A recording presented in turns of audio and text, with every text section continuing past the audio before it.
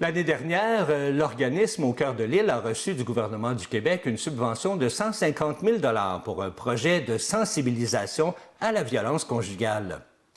Ce projet visait à créer une trousse d'outils informatifs. J'ai eu l'occasion de rencontrer la directrice de l'organisme, Mme Chloé Champoux, qui nous a présenté cette nouvelle trousse désormais disponible. Je suis en présence de Mme Chloé Champoux de l'organisme Au cœur de l'île, qui est directrice. Bonjour. Bonjour. Et vous avez une collègue avec vous aujourd'hui. Merci de vous présenter. Oui, moi, c'est Émilie Lacombe, chargée de projet à Au cœur de l'île. Chargée de projet, justement, parce que c'est quelque chose qu'on veut parler aujourd'hui, parce que l'année passée, vous avez eu une somme de 150 000 $ du gouvernement du Québec pour faire un projet en particulier. C'est quoi ce projet-là? Oui, en fait, l'année passée, on a eu l'annonce de ce financement-là pour un projet de sensibilisation destiné à l'entourage des personnes auteurs de comportements violents en contexte conjugal et familial. L'idée nous est venue suite à de la demande de la part des proches des personnes auteurs de comportements violents sur nos services, puis comment ils pourraient mieux agir auprès de leurs proches pour les référer vers des ressources comme Au cœur de l'île. Donc, c'est vraiment pour répondre à ce besoin-là qu'on a obtenu un financement du secrétariat à la condition féminine et on est très fiers de mentionner qu'on a collaboré avec la Lueur du Phare de la Naudière et la Maison d'hébergement pour femmes victimes de violences conjugales, La Traverse, pour développer le contenu de cette trousse. Donc, vous parlez d'une trousse, justement. Qu'est-ce que ça contient, cette trousse-là? Oui, bien, en fait, la trousse, elle vise principalement à outiller l'entourage des personnes auteurs de comportements violents à mieux déceler la violence conjugale et familiale, mais aussi à savoir comment agir de façon sécuritaire et responsabilisante lorsqu'elles en sont témoins. Donc, évidemment que les proches sont souvent les premières personnes qui peuvent déceler les signes de violence auprès de leur entourage.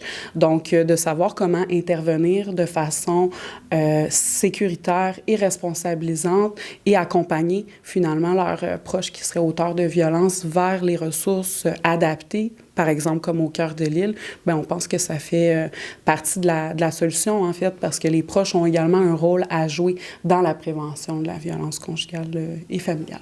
Et j'imagine que si vous avez décidé de sortir cette trousse-là, justement, c'est parce que vous avez souvent des appels ou des gens de proches de ces personnes-là qui viennent vous demander conseil.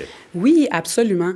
Mais il est important de rappeler que la responsabilité, même si le proche peut jouer un certain rôle dans l'accompagnement de son proche vers nos ressources, la responsabilité de la demande d'aide appartient toujours à la personne qui agit la violence. Mais évidemment que le rôle du proche est non négligeable, étant donné le lien de confiance souvent qu'ils entretiennent avec l'entourage. Et qu'est-ce qu'on retrouve dans cette fameuse trousse-là? Oui, bien en fait, je céderai la parole à ma collègue qui va vous parler un peu plus c'est quoi l'entourage des personnes, qu'est-ce qu'on entend par entourage des personnes auteurs de violence. Oui, en fait, la trousse, ça s'adresse à toute personne qui gravite autour d'une personne auteur de violence, que ce soit les membres de la famille, les amis, partenaires, ex-partenaires ou collègues de travail, qui sont conscientes ou témoins de ces comportements violents-là. Elle pourrait aussi également être victime, que ce soit direct ou indirect. L'important, c'est si la personne est victime directe de ces comportements, la priorité, c'est de prendre soin de son bien-être et de sa sécurité et d'aller chercher de l'aide. Il y a des ressources disponibles partout à travers le Québec, puis on l'invite à contacter SOS Violence conjugale. Puis si on prend le petit pamphlet qu'on voit derrière nous ici, qui est la fameuse trousse, êtes-vous capable de me dire quelque chose qu'il y a là-dedans, exemple, là? Quelques exemples? Oui, tout à fait. Bien, il y a 5 sections différentes. Il y en a une, c'est « Est-ce de la violence ». Donc, c'est tous des comportements qui sont observables par les membres de l'entourage chez la personne auteur. La même chose au niveau du cycle de la violence, là, ce qui est observable chez la victime, mais aussi chez la personne auteur des comportements violents. On a aussi « Qu'est-ce que je peux faire ».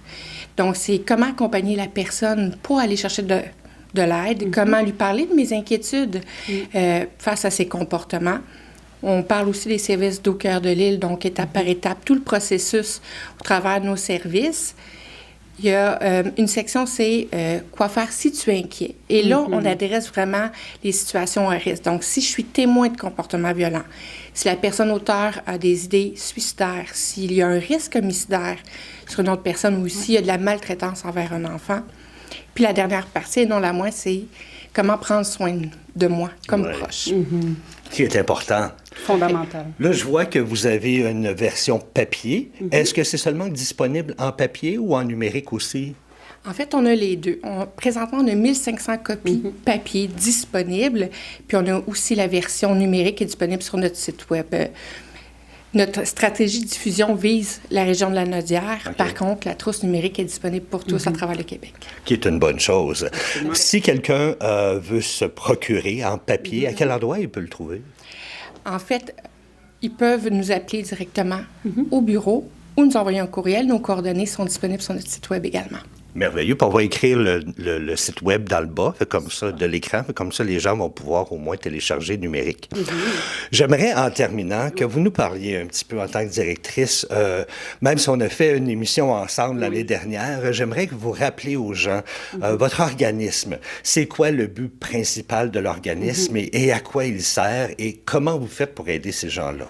Oui, bien, en fait... Au Cœur de l'Île, c'est un organisme communautaire autonome à mandat régional. Donc, on dessert l'ensemble de la région de la Naudière. Notre mission, c'est d'accompagner dans une démarche de responsabilisation et de changement des hommes en difficulté relationnelle et des personnes, hommes et femmes, auteurs de comportements violents, principalement en contexte conjugal et familial. Donc, la principale porte d'entrée pour accéder à nos services, c'est le téléphone. Comme l'a bien mentionné Émilie, nos coordonnées sont disponibles sur notre site Web. Donc, si vous vous inquiétez, que vous vous questionnez par rapport à vos propres comportements et que vous cherchez de l'aide, bien, n'hésitez pas à nous appeler.